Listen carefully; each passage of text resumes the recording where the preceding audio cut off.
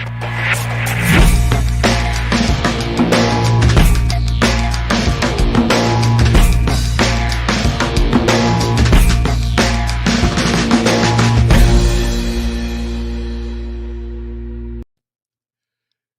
everybody, it's Saturday. Welcome to today's Daily Distinction. I am really glad you're here. I'm your host, Scott McCain, as we used to say on radio and television. Hope everybody is doing well, and welcome to the weekend. As we have said every weekend along the way, they all run together. So it's Saturday or Thursday or something. I don't know which. Hey, Brian, great corresponding with you yesterday. I appreciate it.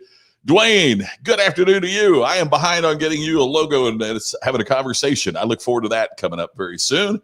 And my pal Ken Walls is in the house. Yay. He's the person that is responsible for the camera that you're watching me on right now. And I appreciate that. And let me just start off with this. Tomorrow night at 8 o'clock Eastern, 5 o'clock Pacific, it's another edition of the Ken and Glenn Show with a guy named Scott. And we will be here tomorrow. But the cool thing I want to tell you about tomorrow is we have a very special guest that's going to be joining us. It's my pal Larry Winget, the pit bull of personal development, multiple time New York Times best-selling author, frequently seen on Fox, and he's just one of my best friends, one of the great guys in the world. So Larry Winget will be our guest tomorrow night, and I'm sure that's one you're not going to want to miss because there will be a controversial opinion or two that is expressed tomorrow night on the Ken and Glenn Show with a guy named Scott. We'll see you on your favorite way to watch, whether it is here on my page or we have a page for the show as well that many of you have signed up for, or whether it's on Ken's feed or Glenn's feed. A lot of different ways to watch it, but be here tomorrow night. Set a reminder, if you would, to be here tomorrow night to catch the Ken and Glenn Show with a guy named Scott and our very special guest, Larry Winget, coming up tomorrow evening. Look forward to seeing you then. So we are going to have a great time with the a pit bull of personal development. Dwayne Tammy tells me that as well. I don't know what the problem is. I shot a video here with it as well, and it was just slightly off, and I don't know what's going on. So we'll figure it out. I hope we'll just keep working. Same to you, Pam. Happy Saturday. Oh, Brian, I appreciate that. Doing the deep dive on the previous episodes. That is great. So yeah, Larry's new book is coming in June. Matter of fact, I've already got it ready to be ordered. See, here's the thing. Larry will always give a free book, but authors can give out a bunch of free books, and it doesn't. It's good when people buy it. So the commitment. Larry always buys my books when they first come out. I buy Larry's books when they first come out, and it's just part of what we commit to each other. Yeah, Larry's a hoot. He's just great, and we are going to have a great show. Yeah, follow our page, the Ken and Glenn Show with a guy named Scott. 14 days in the opening, a downward trend continues. Oh, that's good. There you go, Dwayne. Glad to hear that from Georgia. Brian, he has one of the biggest bourbon collections on the planet. I was watching a documentary about bourbon, and it featured somebody that had, they were talking about, oh my gosh, look at all the bottles of bourbons that this guy has. And that they featured him in the documentary about how many bourbons that he had. And I'm sitting there going, Larry's got more than that. Larry's got more than that. Ted, happy Saturday to you. Yeah, and you're somebody that's about Larry's bourbons as well. Larry and I were joking the other day, and we were both starting out. We were talking about because you're home more and all this. It would really be a good time because I've got. I need to count. I'm down a couple. I've probably got 25 to 30 unique bottles of bourbon. Larry probably has 250, something like that. But anyway, so we were talking that it was the time we're kind of going to finish off. If you had just a little bit left in the bottle, be a great time to finish it off. And Larry called. He said, "My plans have changed. My strategy has changed." I'm like, "Well, what changed?" He said, "I figure if I get this and go to the hospital, it's going to kill me to know that I have a half a bottle of Pappy Van Winkle still back in my office that if something happens to me, my kids are going to drink. I want it for me, right? I didn't get it for anybody." And he said it in a way to be funny. And uh, he changed my viewpoint as well, because it's not about just finishing off those little bites. Let's drink the good stuff. It's if we're gonna go through this, let's drink the good stuff, right? So, hey Phil, great to see you, and always it's not a show unless you're here. So appreciate it. And Charles, same with you. And yes, he has an amazing assortment that's there. Just absolutely incredible. So I'm sure that we'll talk a little bourbon. Dwayne, I'm fairly accurate, but not as good as Larry. Not that. Matter of fact, he was talking about taking a course. Like there's a course to be like a sommelier. That they use a different term, but it would be the equivalent of a wine sommelier. Only you do that with bourbon. And can you identify the bourbon by the taste? And that I can get a little close. One of the things I can tell you is a little bit more about the mix. Between is it a wheated bourbon? Is it not? Is it rye? Is it those kind of basic things, but not total. But I've always joked that I could take an empty bottle of Pappy and pour Maker's Mark in the bottle, and if we had a party, I would bet you that at least 4 out of 5 people wouldn't know. It's just because you're pouring it out of that bottle that people think it would be special. So yeah, the Bourbon Baron. That's it. Baron Wingate will be with us on the show tomorrow. Hey, I want to talk about just a couple of things today, as always, and one of it is in terms of how we talk to each other. And Brian, you hit the nail on the head with Larry. Part of the reason people respond to Larry is that his no nonsense and real is who he is. It's very authentic. But one of the things that Larry has said, and hey, we haven't seen you here for a few days. Glad you're watching here today. One of the things that Larry has talked about is that while he is direct and to the point, he never, ever gets in that area of name calling or abuse. And I think that's something really important that we need to be talking about, because the longer this has gone on, I've certainly seen a rise in how aggressive people are with their comments, how mean-spirited some of the comments have become. And I think it's up to folks like us who aren't going to be that way to make certain that we don't engage in that or get drawn, even more importantly, get drawn into that type of confrontation. I'm speaking from experience, because I let a couple of folks really get to me with a post that I had on Facebook, and it really, really upset me. And this too shall pass. There's an article in this morning's New York Times that Joe Calloway sent me this morning, and it was about what do you do with your friends who are buying into. I'm not talking about having a disagreement with perspective. I'm talking about the friends that are believing this way out there. 5G is causing all this kind of thing, and what do you do about that when your friends are spouting things? Not a difference of opinion. I don't mean that. I mean, I thrive on that. I love it when we have a difference of opinion. We can, go back and forth respectfully on that. But when it's this wild out there, the aliens landed and dropped the virus or something kind of thing.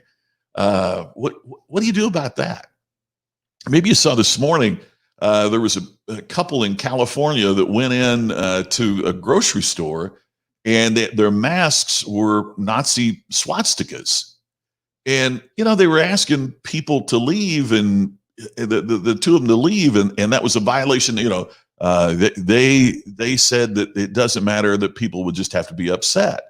And Ted, I think you nailed it there. People are getting kind of ornery right now. I mean, they're for all of us, I think our rope is kind of running out of space, right? We're getting closer to the end, and that bothers me in a way as well, right? Because you think about previous generations that had to fight world wars or fight in rice paddies in Vietnam, or my dad in Korea, for example, and the things that they were called to do, and we're complaining because we got Amazon delivering and got to stay home. I mean, there was economic devastation in our country before too, and we're experiencing that in our family. You may be in yours, But at the end of the day, even we can have we can have a difference of opinion, but we sure have to be respectful for each other.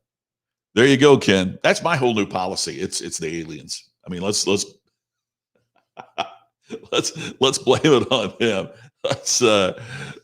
Did you see, by the way, there was an article this morning in the New York Post that I I noticed, and it was talking about things in China, right? Because of what we're talking about the virus originating Wuhan, and the other topic, of course, is how much of our pharmaceuticals are manufactured in China. And so there was this thing that was talking about different things in China, and it was saying that the Chinese government is cracking down on a practice in smaller cities and rural areas, and the practice that they are cracking down on is, did you see it? Strippers at funerals. I kid you not. I kid you not. They are cracking down and trying to prohibit strippers at funerals because part of the tradition is the more people at your funeral, then the more important that it made your life, supposedly, right? And so in rural areas where you can't get that many people in, it's been a tradition over the past 20, 30 years, I guess, or so, that you have strippers at the funeral because it'll attract a crowd. So we're going to go easy on the violence, but we're on the virus, but we're cracking down on the funeral strippers. Those two words just don't go together, do they? Funeral strippers. But the government is coming down on that. So from aliens and the virus to funeral strippers and murder hornets, we are all in this together. We're all in different boat. We're all in the same storm, right? But anyway, the importance I want to talk about is the importance of civility. Just the importance of maintaining that and understanding that. I just got this in the mail today. I was really excited to get this. This is a publication called Marketer. It is the publication of the Society for Marketing Professional Services. It's basically, well, you can probably see here on the back. Isn't that incredible? It's hard to see with the glare of it. Isn't that incredible? It's basically how architects and those with professional services market. And I had a chance to speak for their convention several years ago, and they were kind enough to reach out and ask me, would I write a article for their magazine, which is, I don't know, do 100,000 folks get this or more, and talk about the key of how we get along. And so that's the article that I've got in the magazine that just came out today. It's called "The Key to Culture is Reciprocal Respect."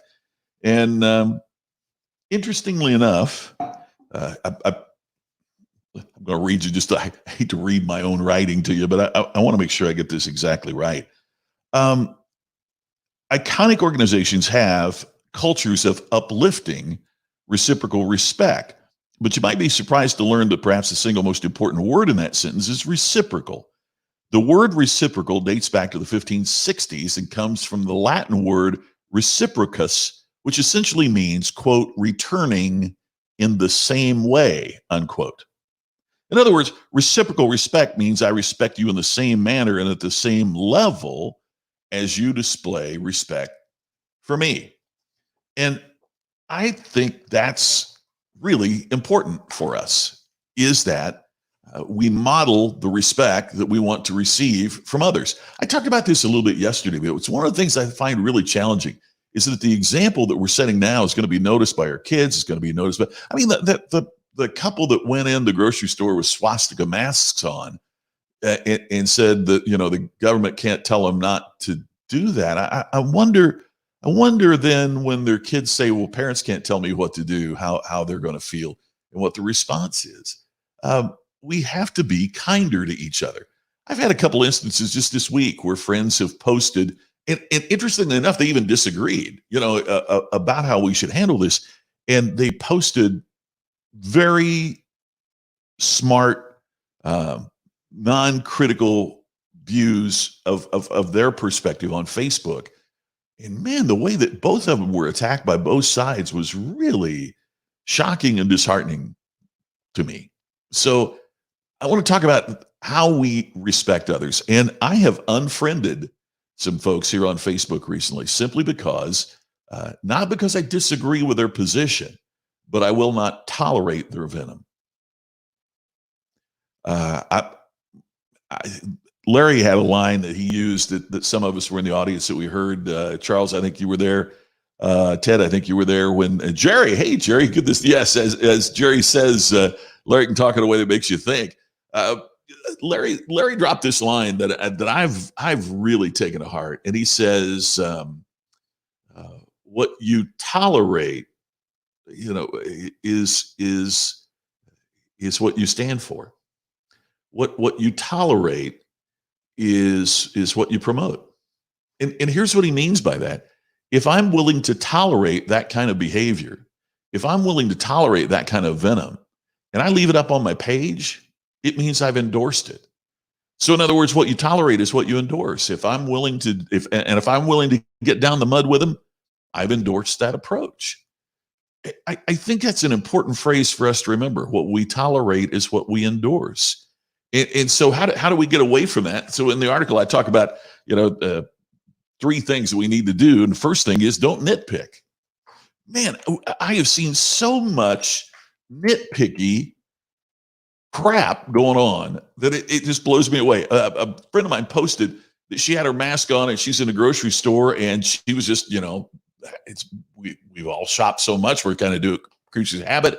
And she said, and I turned and went down the aisle, and all of a sudden it dawned on me I was going the wrong way, because now the grocery stores have made the aisles like one-way streets, where before you just kind of went to your aisle and went whatever direction you wanted. Well, now even like over here at Smith's supermarket near us, they made the aisles like one-way streets, and she went down the wrong way. Oh, and but she's got a mask on, and there's a couple that came up and told her to get in the right lane, and who weren't wearing masks, who got really close to her. And it's just the snark. It's all it is. It's just the snark. It's nitpicking. We don't have to wear masks. We don't have to do that, but we can tell you that you're going the wrong direction in the aisle. It's drives me crazy. And that's what I'm talking about is don't nitpick. There's bigger fish to fry. There's more important things to worry about. Ken, yes, we have a saying in recovery, live and let live, is exactly what that's about. And look, no one likes to be on the receiving end of that. No one likes to be on the receiving end of that. On Thursday, I was notified that somebody was using our trademark. My company owns the trademark, the federally registered trademark on the term ultimate customer experience. And one of the things that you're required by law is that if you see other people using that, you have to notify them that it is your intellectual property and that they need to stop doing it. Because if you don't do that, then it says that you're not defending your trademark. Therefore, it can go back into public domain or go back into, you've abdicated your rights if you're not willing to defend it. So it's a part that I just hate, but it's part of what you got to do, right? So if I see, you've got to prove that you see it. You've got to prove that if you saw it, that you did it. But nonetheless, I have Google alerts set for if somebody uses ultimate customer experience. Now they might say it, and but I found this through Google, found this guy, and it was the title of his presentation was ultimate customer experience. Which gets me, why would you title your speech or title your book without at least first doing a search to see if anybody else is using it? Anyway, so I send a message.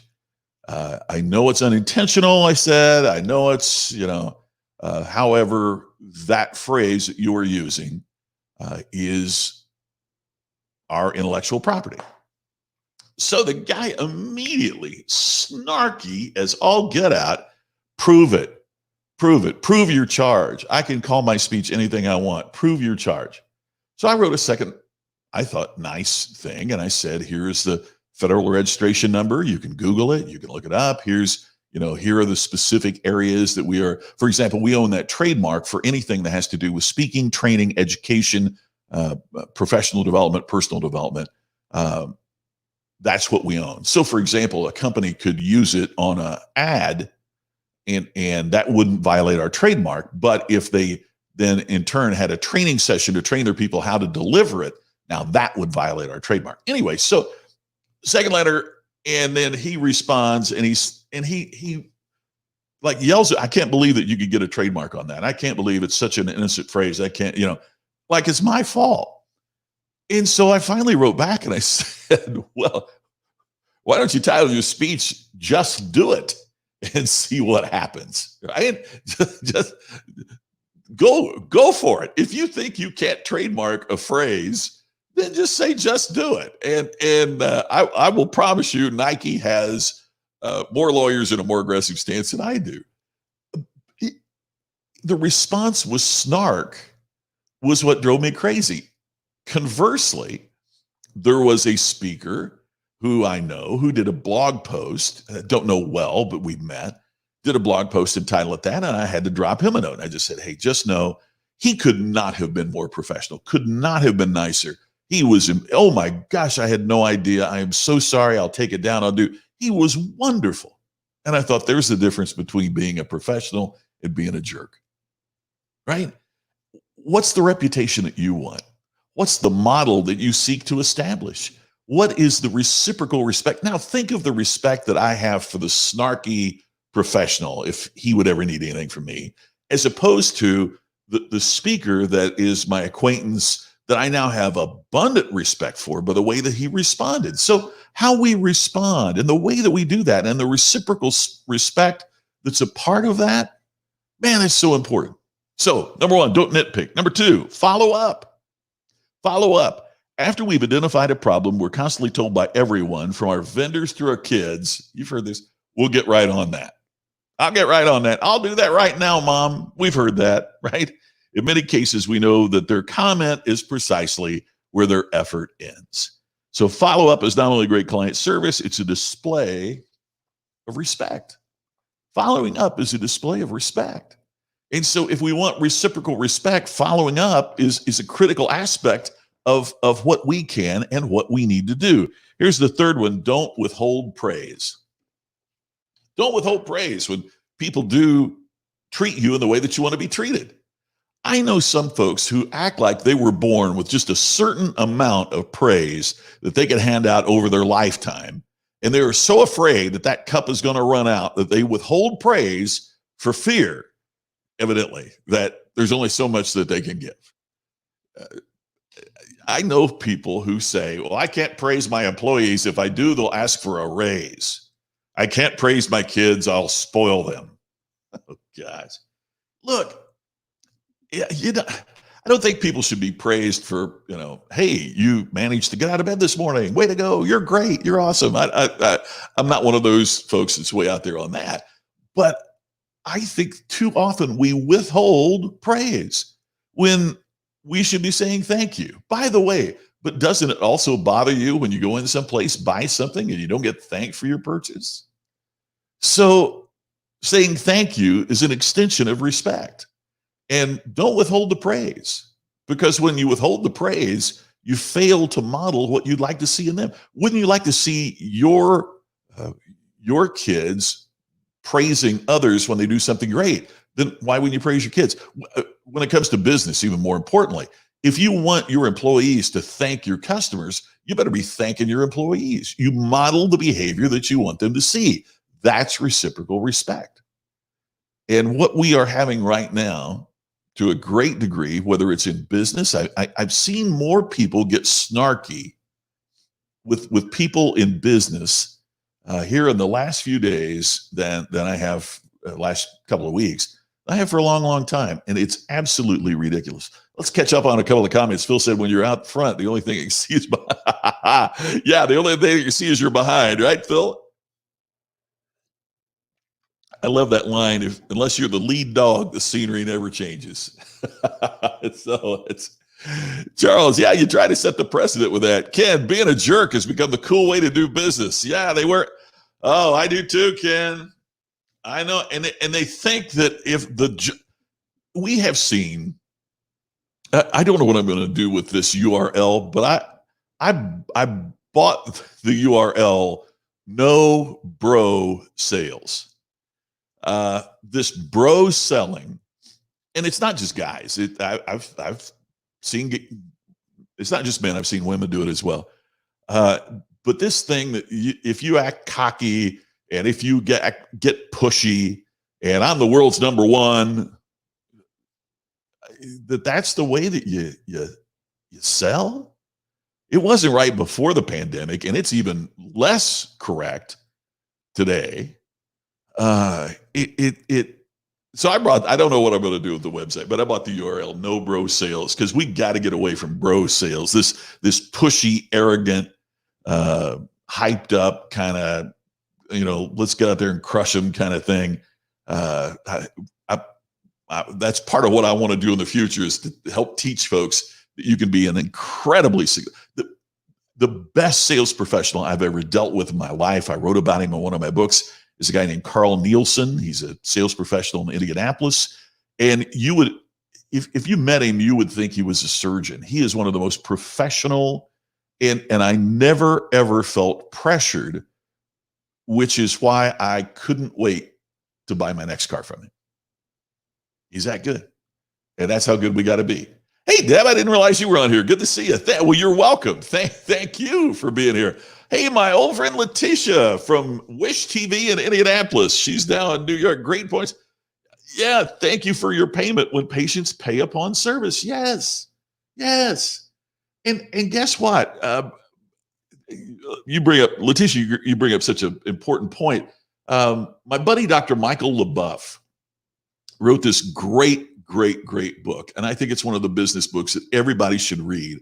When it was originally published, the title was GMP, which stands for Greatest Management Principle. And then when it came out paperback, they changed it to Getting Results.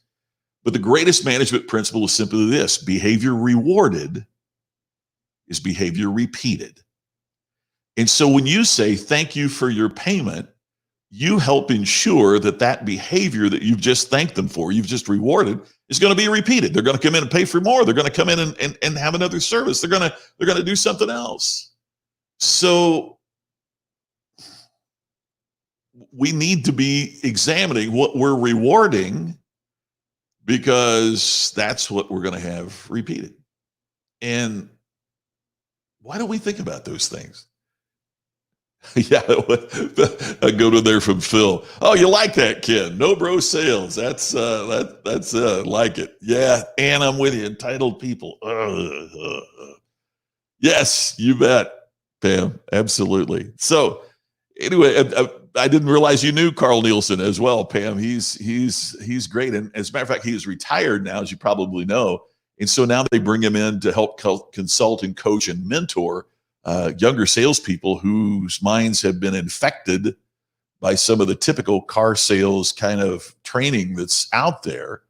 And it's Carl's role to educate them in a better way to do things. So that's the way it is. All right. So topic of the day: reciprocal respect.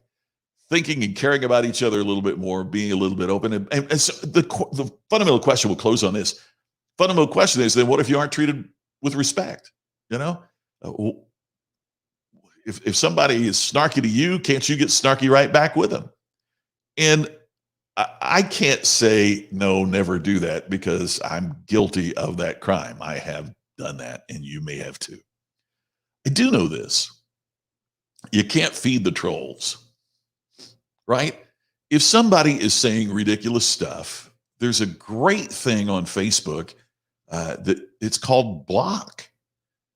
Block them, delete them as your friends. Block them. Oh my gosh, just get rid of them. I mean, you have bigger fish to fry than if they tell you that's who they are, then believe them and ask, is that the kind of person or business or company that you want? Yes, Phil, we're turning the other cheek. But turning the other cheek doesn't mean, right, I have to continue to listen to the abuse from this side, right? It means, hey, I don't have to get involved in this. I can just block you and just keep on going, right? Yes, Charles, it goes back to what Larry was saying. Just don't tolerate it. Don't put up with it. Block them. Forget it. Move on. And you're right. We ain't got time for those kinds of folks. And the problem is, we can delete them on Facebook and we can mute them on other things. Don't you wish you had a mute button at the supermarket? Don't you wish you had a mute button that all this? So as we're getting back out there, whether you think we're ready or not, right? As things start to reopen, let's be good to one another. Let's be kind to one another.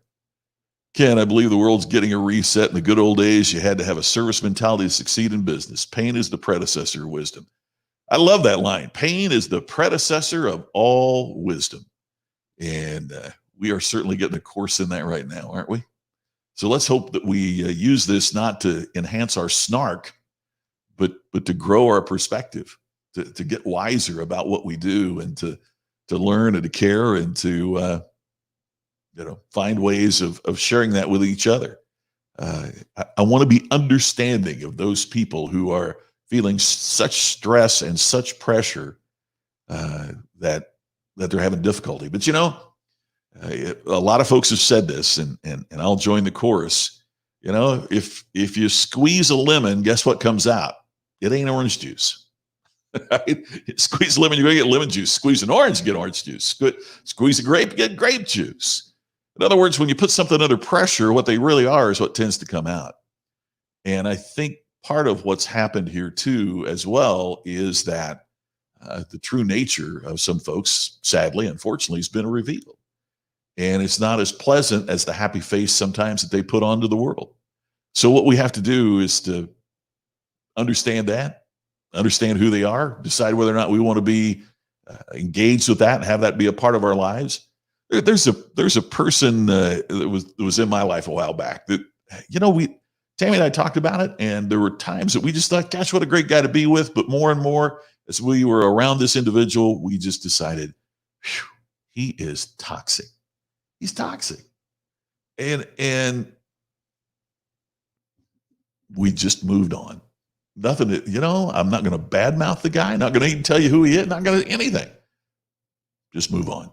That's how you handle that kind of situation. So, hey, that does it for us for today. Thanks, Ken. I appreciate that. See you tomorrow. Dwayne, thank you for being here. Jerry Vaughn, holy cow, good to see you. Kansas City, who's your greetings from my fellow state FFA officer in Indiana, great friend. Be kind. That's what we want to do. Just be good to each other. Sounds like Hill Street Blues. Remember that? Be careful out there. I look forward to seeing you tomorrow at noon with Daily Distinction. I'll see you again tomorrow night at 8 o'clock Eastern, 5 o'clock Pacific for the Ken and Glenn Show with a guy named Scott. I'll see you a couple times tomorrow. I'm looking forward to it. Have a great Saturday night, and I look forward to seeing you once again tomorrow right here on Daily Distinction.